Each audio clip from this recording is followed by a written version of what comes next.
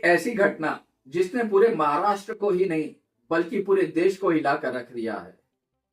अजित पवार का plane crash, साजिश, तकनीकी खराबी या दुर्घटना। 28 जनवरी 2026 की वो सुबह जब महाराष्ट्र के डिप्टी सीएम एनसीपी के कद्दावर नेता अजित पवार मुंबई से बारामती जा रहे थे। सिर्फ 35 मिनट की उड़ान और फिर प्लेन क्रैश। लैंडिंग के दौरान रनवे से फिसला, आग की लपेटें, धुआं और मलबे में 5 जिंदगियां खत्म। अजीत दादा समेत कोई नहीं बचा। क्या ये महज एक दुर्घटना थी या कोई गहरी साजिश? क्या तकनीकी खराबी, पायलट की गलती या फिर राजनीतिक दुश्मनों का बदला? संजय राउत ने 23 जनवरी को कहा था अजीत पवार वापस शरद पवार के साथ आएंगे और 28 जनवरी को प्लेन क्रैश। क्या ये संयोग है या प्लान? मुखात सुखाची साखर ठेवून जोडली जन्माची नाती, रामाच्या रूपात जपला माणूस मारुती रायाची छाती।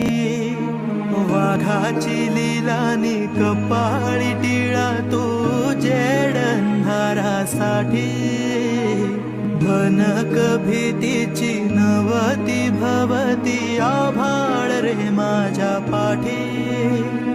देऊन किनारा मनाच्या होडीचा सारंग हरवला, माझा आनंद आनंद आनंद हरपला, माझा आनंद आनंद आनंद हरपला। नमस्कार दोस्तों, हमारे YouTube channel one India one voice पर मैं भावेश शाह आप सभी का स्वागत करता हूं। आज के इस स्पेशल वीडियो में हम हर कोने को खोलेंगे। फैक्ट, थियोरीज, एक्सपर्ट ओपिनियन और वो सारे राज जो अभी तक छिपे हैं। अगर आप पॉलिटिक्स, मिस्ट्री, इन्वेस्टिगेशन पसंद करते हैं तो वीडियो को लाइक करें, शेयर करें, सब्सक्राइब करें और बेल आइकन दबाएं। दोस्तों, सबसे पहले समझते हैं कि अजित पवार कौन थे और उनकी मौत से महाराष्ट्र की पॉलिटिक्स पर क्या असर पड़ेगा। अजित पवार, जिन्हें अजित दादा भी कहा जाता है, एनसीपी के बड़े नेता थे।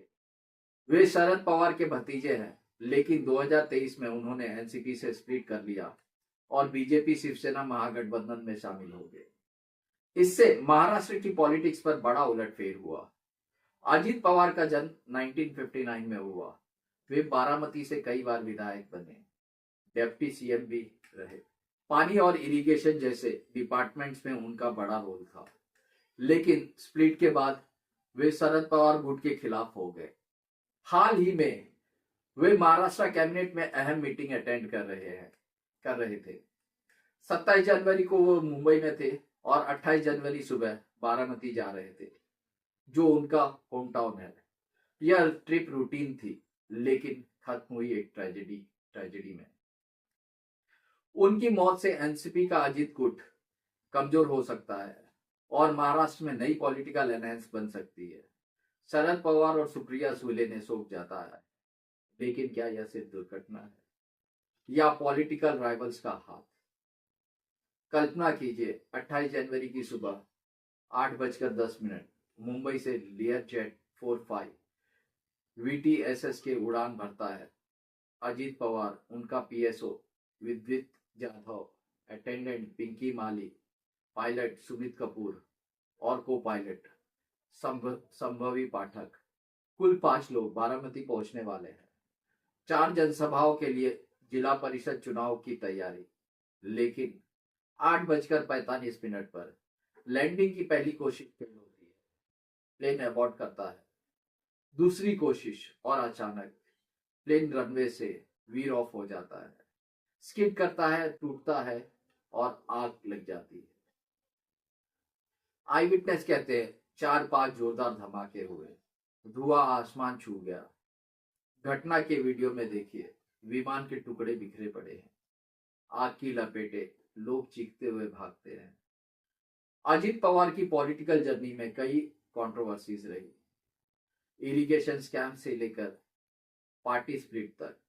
क्या इनमें से किसी ने बदला लिया? सोचिए।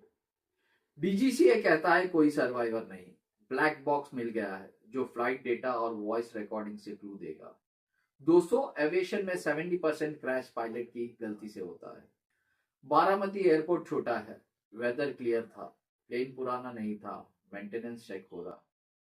महाराष्ट्र सरकार ने 3 दिन का शोक घोषित किया है।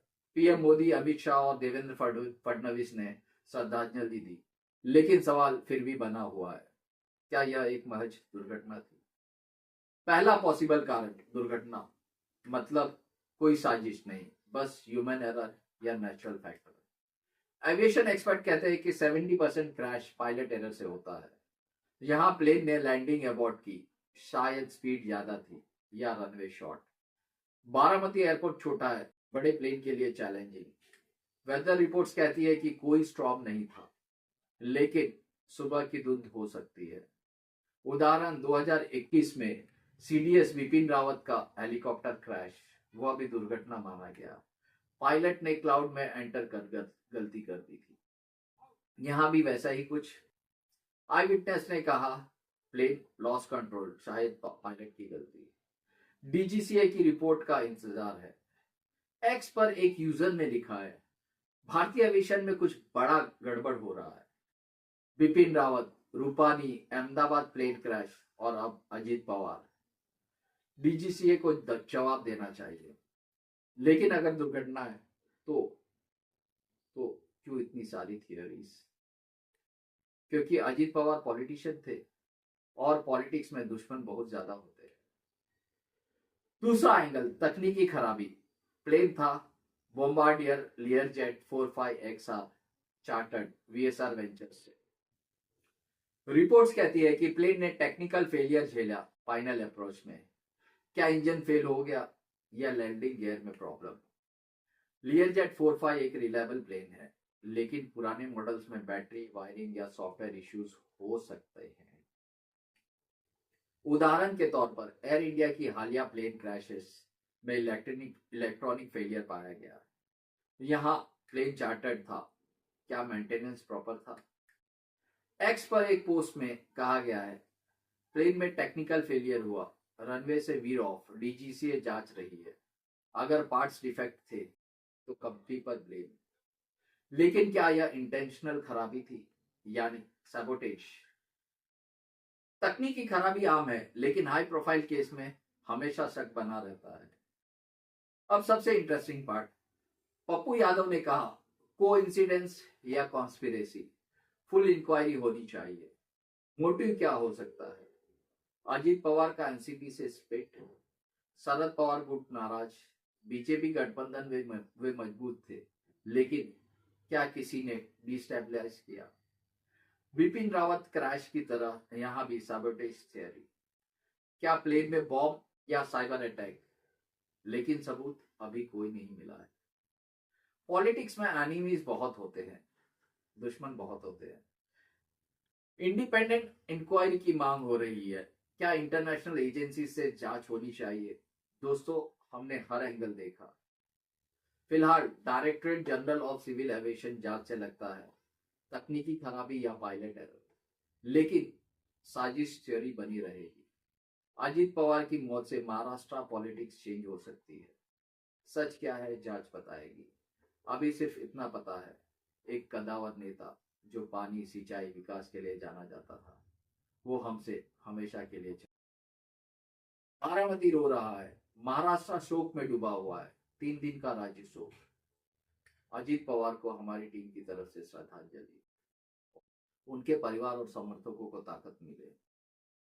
आप क्या सोचते हैं, कमेंट में बताएं। साजिश, टेक्निकल खराबी या दुर्घटना?